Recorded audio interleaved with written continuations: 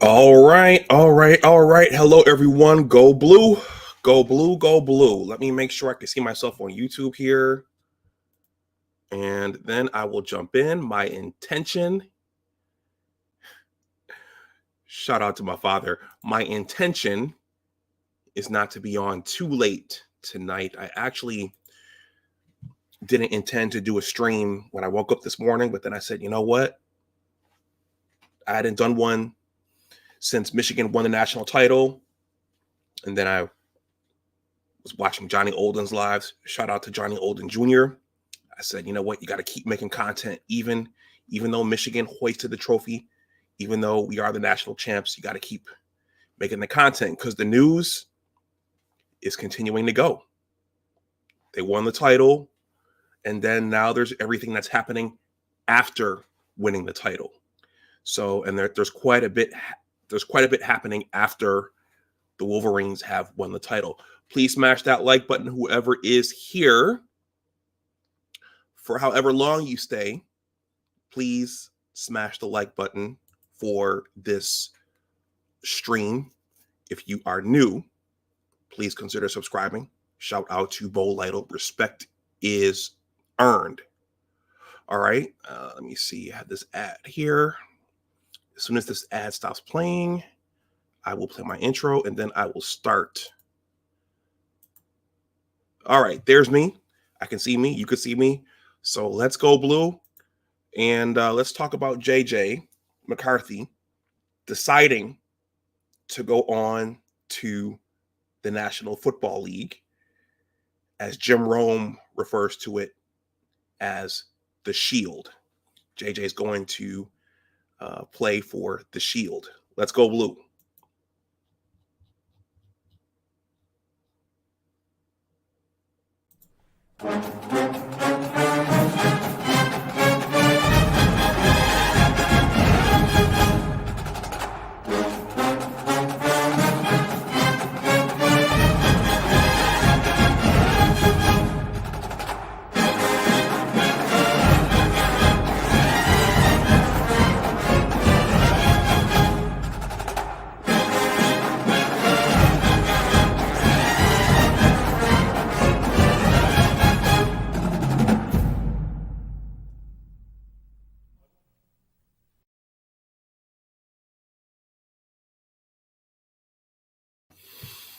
All right. Hello, everyone. Welcome back to Big Discussions 76 Sports. My name is Dr. Anwar Youssef Dunbar. I am the content creator of this channel, and I am a proud Michigan alum and a proud supporter of our Michigan football, Wolverines, and pretty much everything Michigan related. So, hey, I haven't done anything since that magical Monday night last week.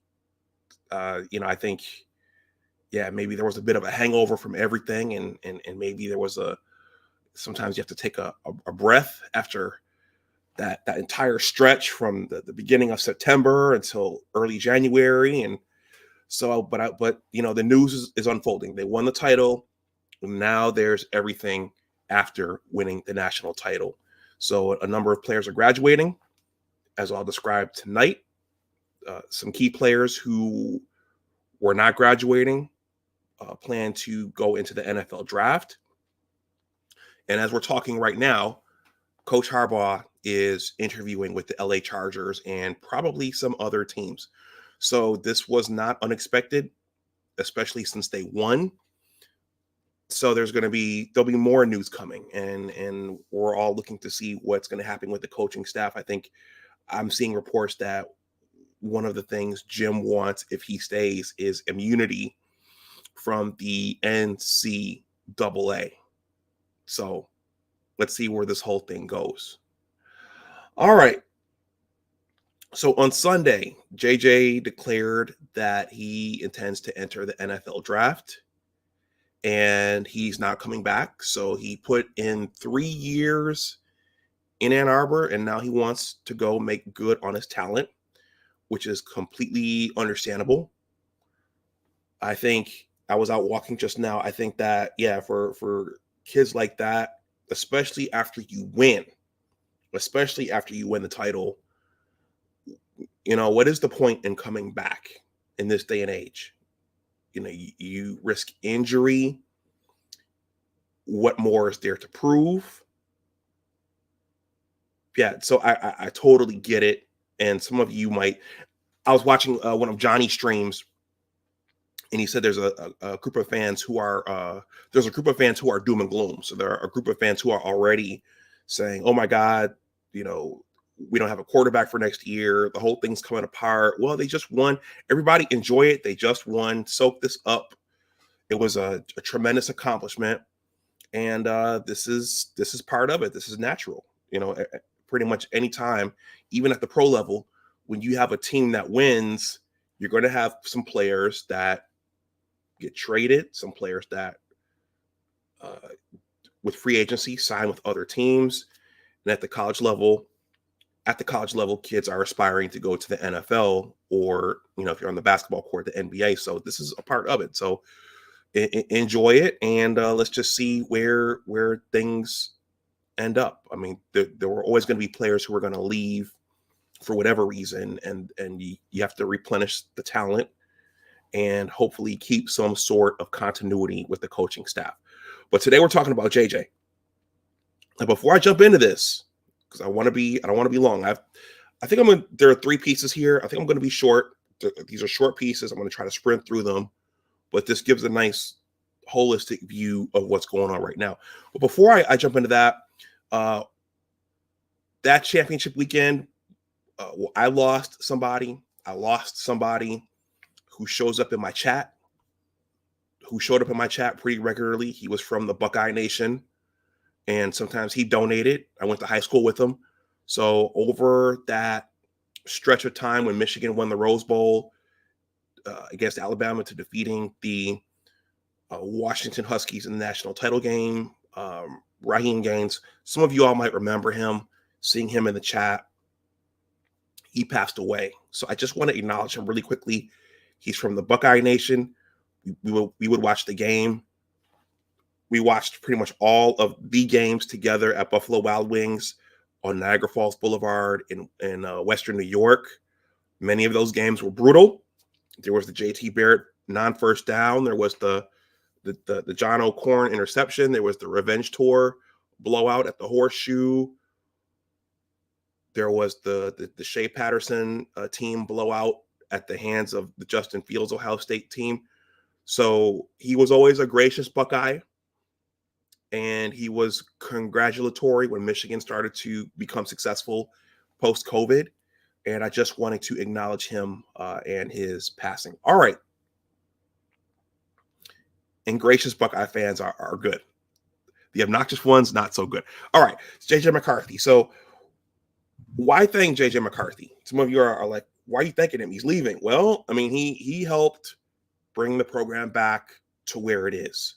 And the gentleman I just mentioned, his brother, Abdul, many of you all know Abdul Gaines. He shows up in my chat sometimes. He defected from Michigan to root for Ohio State, which is funny because when he defected from our fan base to theirs, that's when Michigan really took a stranglehold on the rivalry. So funny how that works.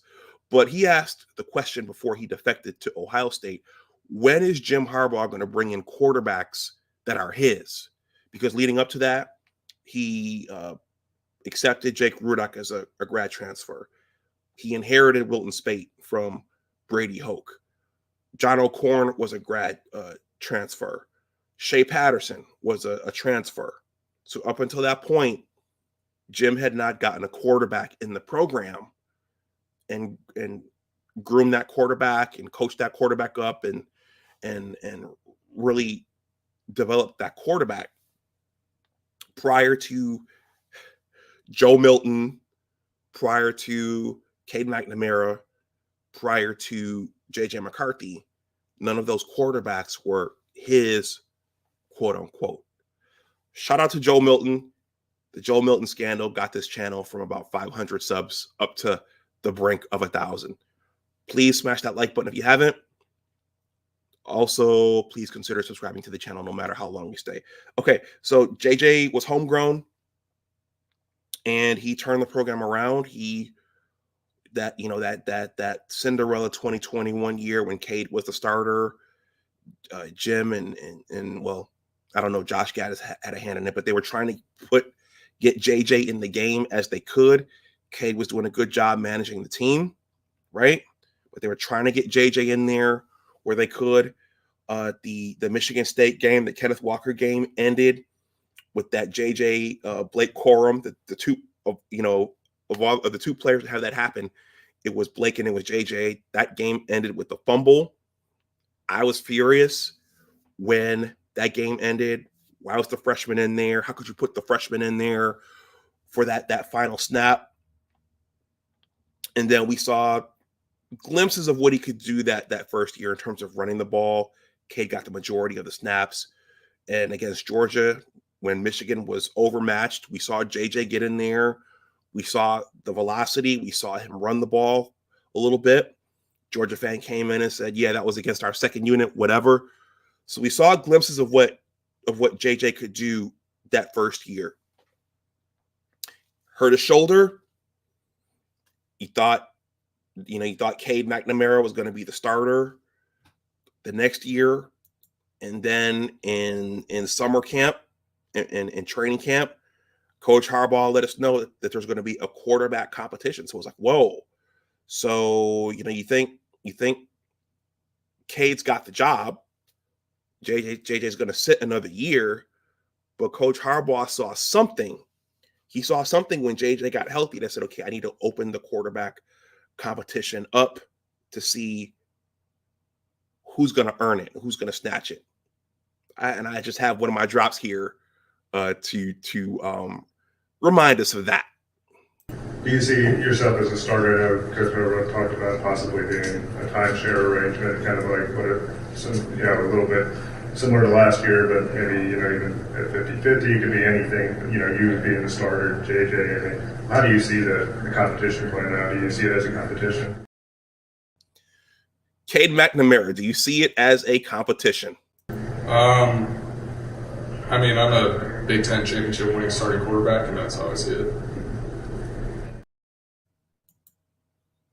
I'm a Big Ten championship starting quarterback, and that's how I see it. So we had the competition, right? And what we saw immediately was that the lights looked a little too big for Cade McNamara. The competition seemed to be a little bit too much for Cade McNamara. JJ got in there, he shined, and he snatched the job away. And I think that was after that second game. And when JJ got in there, I think we all expected the offense to roll and to take off. But that didn't quite happen. He managed the game that 2022 season. Blake Corum was our MVP for the majority of that season. There were numerous deep balls that JJ threw to Andrew Anthony and Ronnie Bell and Roman, but we weren't connecting on the deep balls. We weren't connecting on those deep balls. And there were questions about JJ. Well, is he the guy? What's going on? Why isn't this thing rolling like we thought it would be? Shout out to Buckeye Alex. Buckeye Alex was very outspoken about JJ not being that guy, JJ not being that uber talented quarterback, and Ohio State not wanting JJ McCarthy. So shout out to Buckeye Alex. And Blake Corum went down at the end of that 2022 season, and then everybody was like, oh man, that's it. We got to go to Ohio State next week. This is not looking good. It took some miraculous plays by JJ. He dropped the ball on the turf. He picked it up, threw it to who did he throw that to? Khalil Mullings. And Jake Moody had to win that game. And JJ was confident after that Illinois game. He said, we're better than we were last year going into the Horseshoe. And so that next week against the Horseshoe, they struggled. Well, they didn't struggle, but Michigan, it took a couple of series before the Wolverines got their bearings. And then we saw that comeback route to Cornelius Johnson. And Cornelius Johnson turned the ball upfield, broke a tackle, scored 7 points. And then we saw the deep ball. We finally saw the deep ball. Shout out to Jim Knowles for playing that zero coverage. Cornelius ran the post. JJ heaved it up. It dropped right in Cornelius's hands, and Cornelius hightailed it into the end zone. So JJ's prophecy was right. We are better than we were last year. And then he continued that what he said in the offseason, which was, we don't know anything else besides beating Ohio State. And then when he said that, I was like, JJ, shut up. JJ, zip it. You're gonna give Ohio State bulletin board material. And JJ led the team to victory against Ohio State in the shoe. And that was the first win in the shoe since 2000, since Drew Henson did it. So JJ turned out to be that guy. The arm, the legs, the confidence, the moxie, all of it. They won their first they won the second outright Big Ten title with JJ. And then we know what happened in the Fiesta Bowl against TCU. JJ prophesied, we'll be back. He guaranteed, we'll be back. And it's like, dude, how do you know that? So we just saw the fruits of that this season. He kept his word. He didn't look spectacular the entire season. He got hurt partway through, but there was something special about this team, the defense, Blake Corum. JJ made the timely throws when he needed to make them, and it all just came together. And he fulfilled his prophecy. He said, we'll be back. And they won it. So go blue. Sig Mook KVR, thank you for stopping through. He says, go blue. All right, everyone. Let me jump into these three pieces, and then I'm going to wrap the stream up. That was just to kind of give this context. Now, is JJ the GOAT? I think before they won it, I think Coach Harbaugh was kind of fluffing him up a little bit and saying JJ's the greatest Michigan quarterback ever. Let me know what you all think. Is he the greatest quarterback at Michigan ever? I still lean towards Tom Brady. I'm still a Tom Brady guy. It would be interesting to see how Tom Brady would have done in a playoff with 4 teams and then now with 12. JJ is certainly up there on the Mount Rushmore of Michigan football quarterbacks, just like Blake Corum is now on the Mount Rushmore of Michigan football running backs. But I don't know if he is better than Tom Brady. And then you wonder, how would Drew Henson have done if he had stayed for his senior year and if he had the chance to play in a playoff? All right, this first piece, I'm going to sprint through these. These are short. And then I'm going to wrap this stream up. Please smash that like button if you are watching live or if you are watching on the playback. Let's see. This one is from The Athletic. It reads,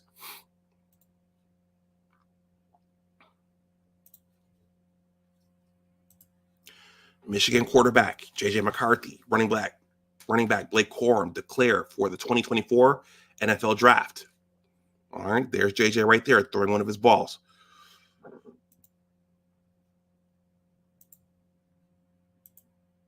No, that's the wrong one. Give me a second here.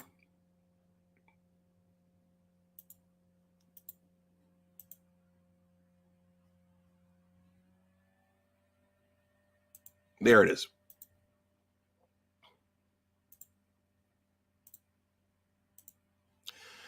Michigan quarterback JJ McCarthy, running back Blake Corum declared for the 2024 NFL Draft. There's JJ with his throwing, that gunslinger motion that he has. There he is, right there. All right. Michigan quarterback JJ McCarthy and running back Blake Corum declared for the NFL Draft on Sunday after leading the Wolverines to their first national championship since 1997. Once again, the irony. The end of that Michigan State Kenneth Walker game 2 years ago, it was JJ McCarthy and Blake Corum who messed up that exchange. One of them messed it up and the ball fell to the turf, and Michigan lost that game. So ironic that it's these two players. Both players announced their decisions on social media. I've talked to many in and out of football, including my family, Coach Harbaugh, and many whose opinions I greatly admire and respect. McCarthy said on Instagram, the decision was not easy, and how could it be? I love my teammates, I love my coaches, and I love it here in Ann Arbor. McCarthy went 27-1 as Michigan's starting quarterback, and his only loss came against TCU in the Fiesta Bowl last season. He completed 72.3% of his passes for 2,991 yards and 22 touchdowns with 4 interceptions as a junior. I think this is the Instagram post right here. Coach Jim Harbaugh has described McCarthy as the best college quarterback to play at Michigan. McCarthy added to his legacy by leading a fourth quarter drive to force overtime in the Rose Bowl and guiding Michigan to a victory against Washington in the national championship game of the college football playoff. McCarthy is a polarizing draft prospect, with some evaluators projecting him in the first round and others questioning his readiness. McCarthy topped 200 passing yards only once in Michigan's final 6 games, though that performance came against Alabama in the Rose Bowl, where he threw for 221 yards and 3 touchdowns against a secondary that included 2 potential first-round picks at cornerback.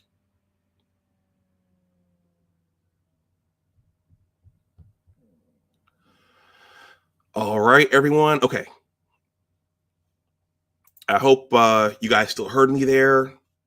My computer was doing the spinning circle thing. McCarthy was 10 of 18 for 140 yards with no touchdowns and no interceptions in the college football playoff championship game, though he didn't put up gaudy numbers.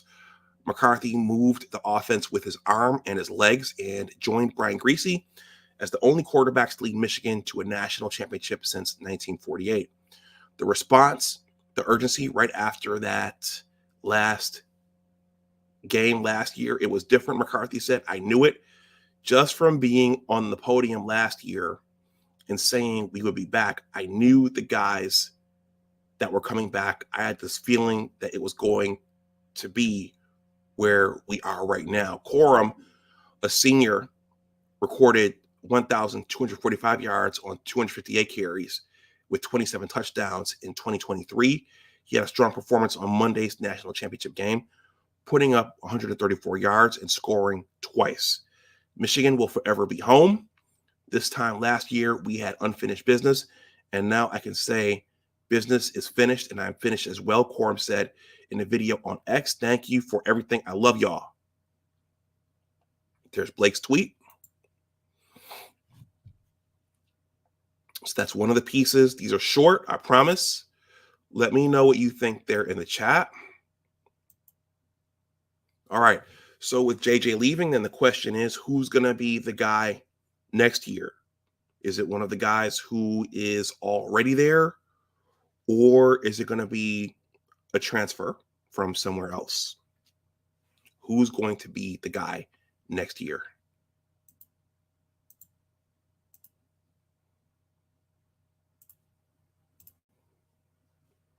All right. With JJ McCarthy on his way out, where does Michigan turn at quarterback? This was published today in the morning. All right. This was written by Aaron McCann from M Live. There's Coach Harbaugh and JJ during a practice. And will Coach Harbaugh be back? Questions. Who's the quarterback going to be? It's an age-old question that plagues college football teams near this says, okay, let me read that again. It's an age-old question that plagues college football teams near and wide every season. In 2024, count Michigan among them, with JJ McCarthy on his way out, having decided to forego his final year of eligibility and declare for the NFL draft. The position is considered wide open, heading into spring practice for the first time in 4 seasons. McCarthy was the guy last year. Before that, we knew it was going to be either Caden McNamara or McCarthy, and McNamara was the top choice in 2021.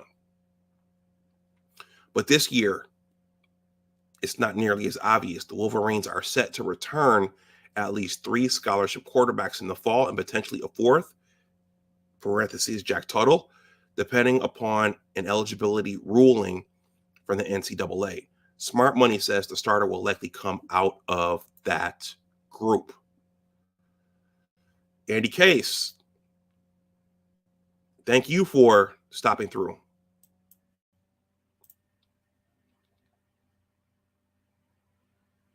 Among those four, Tuttle, a transfer from Indiana. Among those four, Tuttle, a transfer from Indiana, has the most experience, having appeared in 21 college games. While making 5 starts, he doesn't possess any superstar traits, but knows the game and can get the job done. If Tuttle is ruled ineligible, then it could come down to 3: senior Davis Warren, a former walk-on turned scholarship player, or sophomores Alex Orji and Jaden Denegal. Orji might be considered the leader in the clubhouse at the moment, with his 6'3", 236-pound frame earning him snaps in key games down the stretch of Michigan's national title team. Like McCarthy in 2021, Orji had designed runs inserted into the offense for him, and he more often than not completed the task. But the former 3-star recruit has attempted just 1 pass in 2 seasons. Alex is like the scariest athletic guy on our whole team, Jim Harbaugh told reporters during the lead up to the Rose Bowl. He's ready to throw the ball. He really is. Denegal, another former 3-star recruit, has thrown it more, but not much more. He made 5 pass attempts in 2023, completing 4 of them for 50 yards and a touchdown late in lopsided games. Denegal boasts a similar but taller frame at 6'5" and 235 pounds. Warren might be the most intriguing of the group, standing a more traditional 6'2" and 195 pounds. So he's built just like JJ. The former walk-on has the arm strength and athleticism that most closely mirrors McCarthy. There you go. He made a big splash in 2020.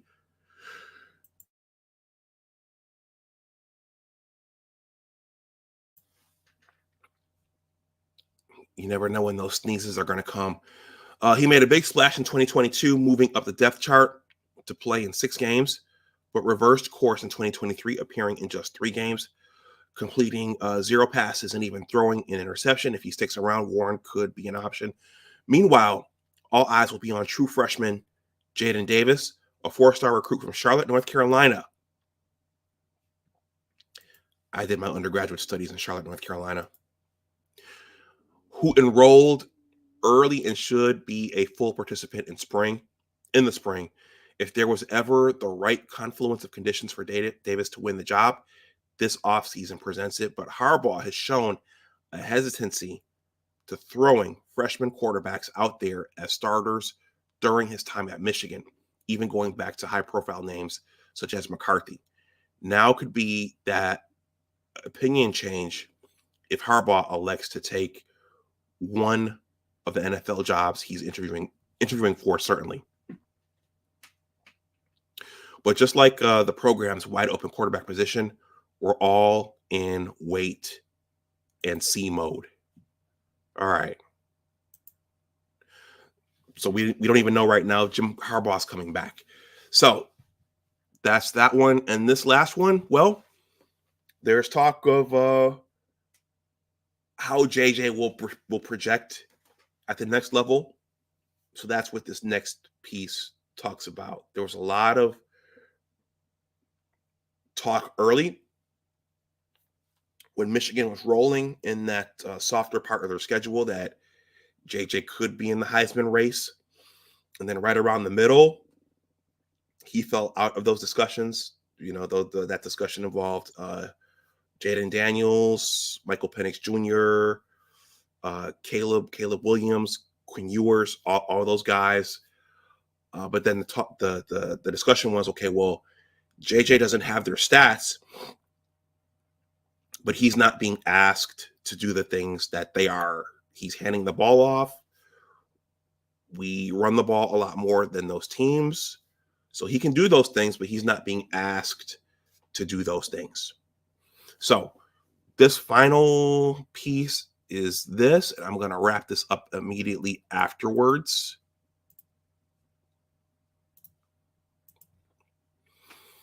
This is from Bleacher Report. It reads, JJ McCarthy, NFL Draft 2024, scouting report for Michigan quarterback. And there's JJ on one of his many runs.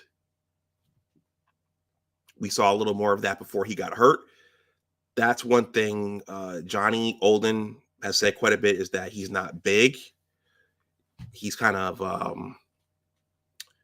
I don't want to say scrawny, but he's going to need to put on some more muscle. He's got good height. He's got a good arm. He's mobile, but he's probably going to need to put on some more muscle, or else those NFL defenders will tear him up if he is made the starter right away. All right. So JJ is 6'3", and he weighs 202 pounds. I think he's a righty. I love this picture of him.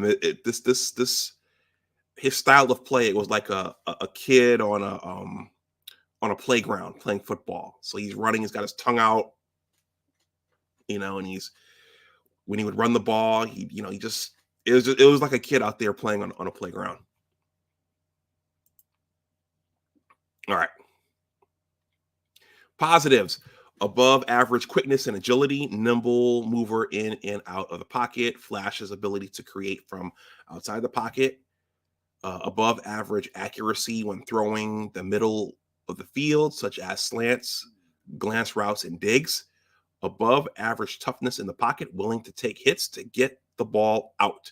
Negatives: skinny, sub 205-pound build that will invite injuries, one speed thrower with average arm talent, often fails to add arc and touch when necessary, especially outside the numbers. Yep, that was one of his criticisms this season.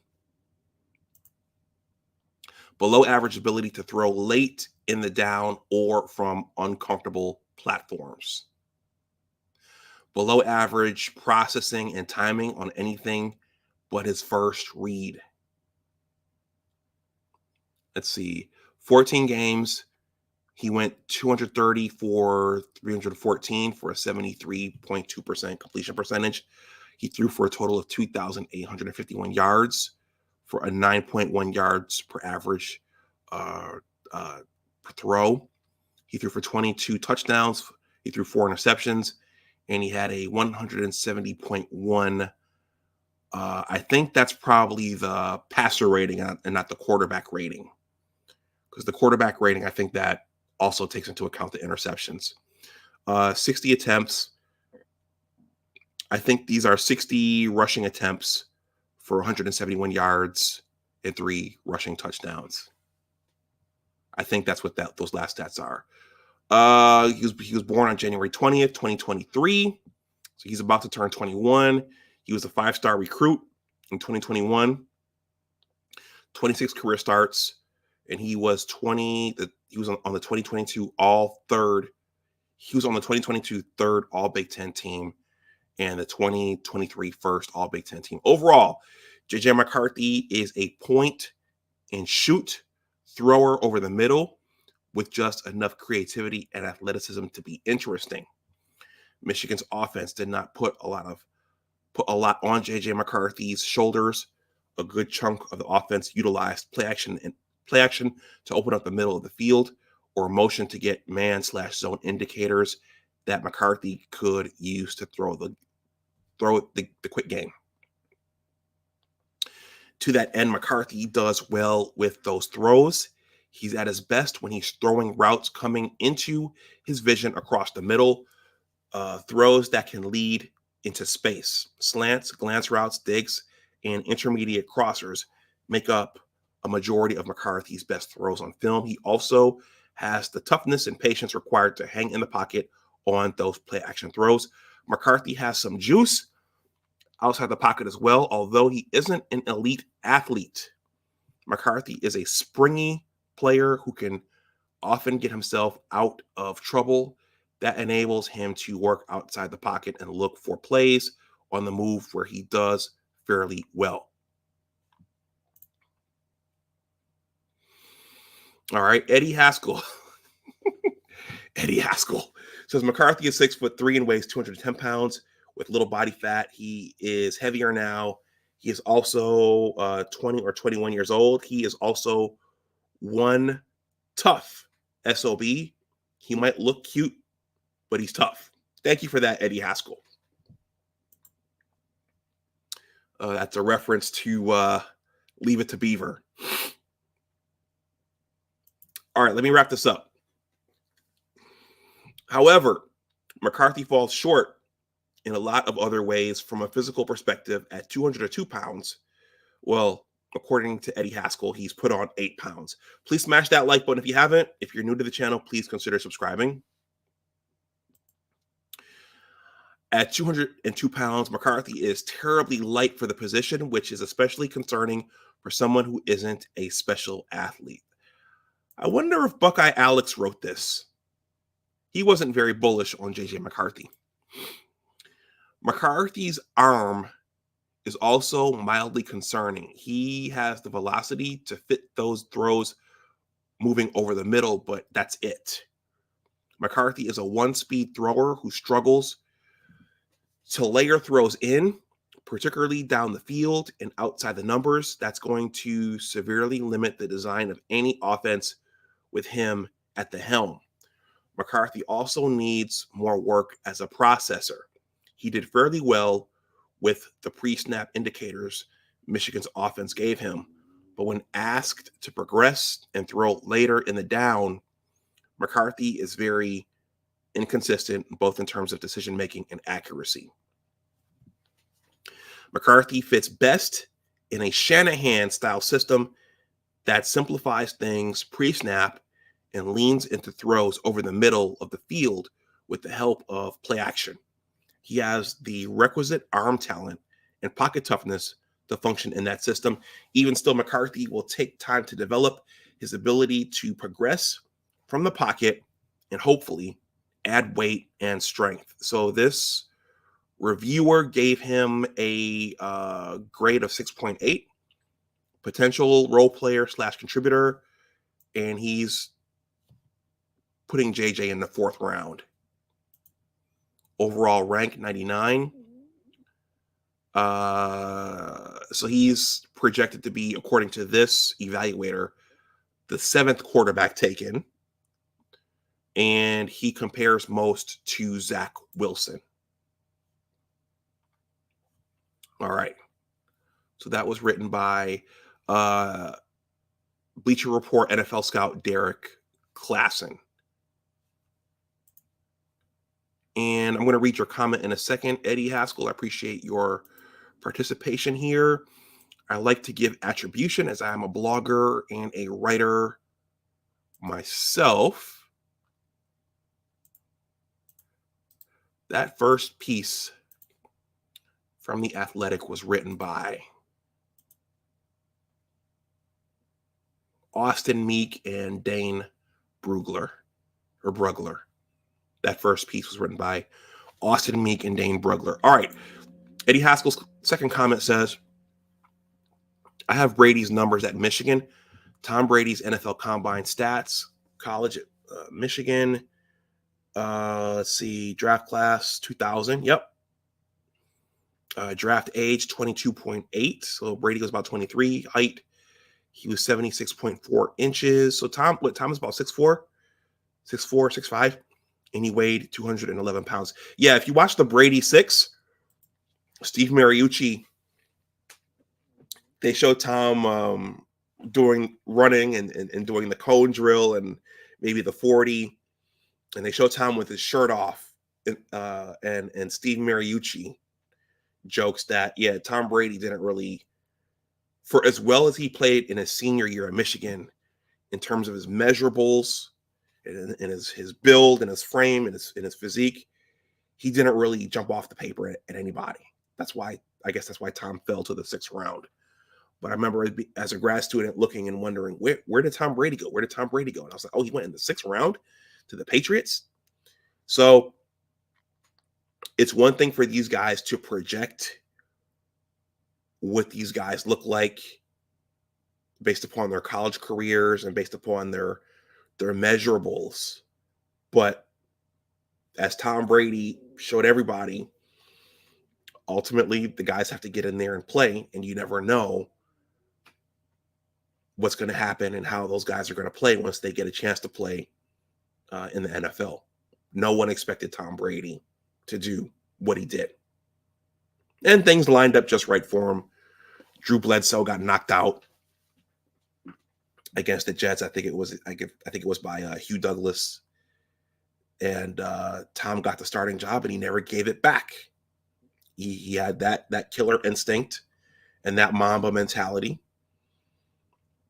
And just that level of competitiveness, and Tom never gave the job back. So let's see how JJ does. But for this particular live stream, this was to capture that he's going, and now we're watching all the pieces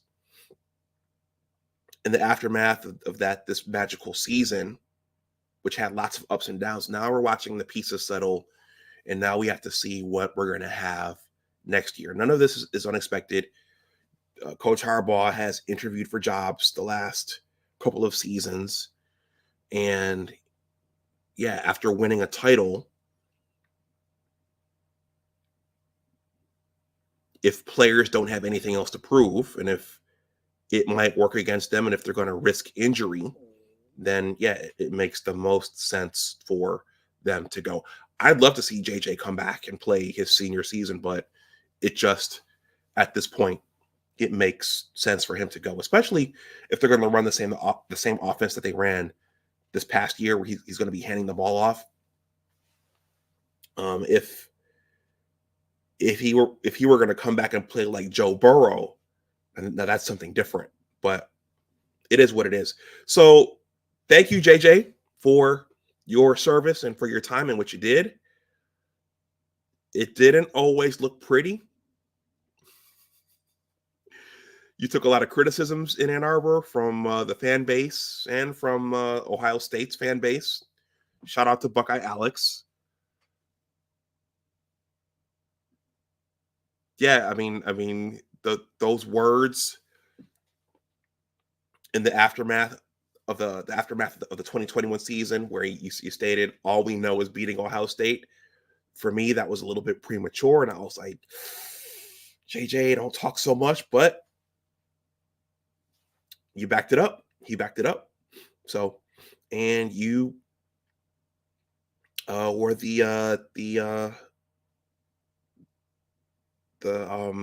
you were the leader on offense this year, and you led our team back to the national title, and you led our team to the national title. So, along with the defense and with Blake Corum's leadership. So thank you for what you've done, and good luck in the NFL. So I'm sure we'll all be keeping our eyes on JJ and what happens to him. So, hey, if you're watching on the playback, let me know what you think in the comment section. Thank you for those of you who came and hung out for this. I hope everybody is staying warm wherever you are. This morning here in the DMV, we were down in the teens. And I hope all of you are having a good year thus far, as I described at the beginning of this stream. For some people, the year has not gotten off to a good start. So, but I hope everyone is having a good year thus far. Everyone, this is Big Discussions 76 Sports. My name is Dr. Anwar Yusuf Dunbar. Shout out to Bo Lytle. Respect is earned. Please like, share, and subscribe. If you want to donate something to the channel, my Cash App and PayPal are below in the description box. You can leave a super thanks as well. And please consider joining my newsletter. I am working on a sports related book, and I actually have to update the book, parts of the preface, the prologue, and the epilogue, to capture that Michigan, that Coach Harbaugh turned it around and won the national title this year. So I have to update that to say that, okay, he did hang around. He did complete the mission. He did face adversities, but he hung in there. Some of the players hung in there, and he won the national title. So I have to update my manuscript for that.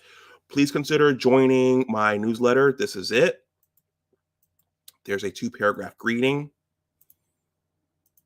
there, and then there's the subscription button there at the bottom. It takes you there. You just sign up and you're a part of the list. This year, I plan to send this newsletter out every 2 months. Eddie Haskell says, it's 80 degrees and sunny here in Palm Beach, Florida. You're all welcome to get out of the cold and come here. Thank you for rubbing it in, Eddie Haskell. No, that's cool. That's cool. Maybe destiny will bring me down to Florida this year. All right, everyone. Again, thank you to those of you in the chat who came and hung out. Hey, let's see what Coach Harbaugh does. I will continue to make content in the aftermath of the Wolverines' magical finish, but I think all of us now are looking to see what Coach Harbaugh is going to do. So there are a number of jobs open in the NFL, and word on the street is he's going to have his pick of the litter, so to speak. So let's see what he does. It will be fascinating if he would come back for what may be a rebuild or a reshuffle. It would be intriguing if he would do that. A part of me feels like he's going to go. But, I mean, he's a little over 60 years old. So this is kind of his last, Nick Saban just retired at 70 something. So this last 10 years will probably be it for Jim. Well, it will be it for Jim in terms of coaching. So either he's going to stay like Bo did, or he's going to try the NFL one more time. So let's see what he does. All right, everyone. You have a good night, and look out for the next one. And go blue. As always, remember that your attitude determines your altitude. Always try to do your best. Take care, and I will talk to you the next time. Go blue.